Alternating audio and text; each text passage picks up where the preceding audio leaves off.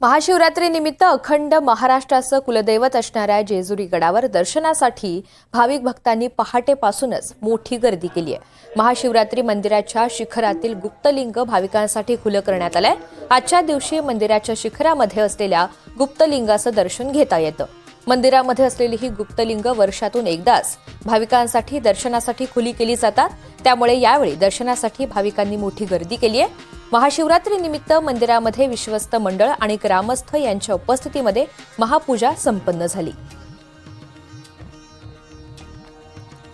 तर महाशिवरात्रीनिमित्त अखंड महाराष्ट्राचं कुलदैवत असणाऱ्या जेजुरी गडावर आपण पाहतोय दर्शनासाठी अगदी पहाटेपासूनच भाविक मोठ्या प्रमाणात गर्दी करतायत। मंदिराच्या शिखरातील गुप्तलिंग भाविकांसाठी खुलं करण्यात आलेलं आहे आणि त्याचं दर्शन घेण्यासाठी या ठिकाणी भाविक मोठ्या संख्येने जमलेले आहेत। शिवाय मंदिर परिसरामध्ये आकर्षक अशी सजावट सुद्धा करण्यात आली आहे।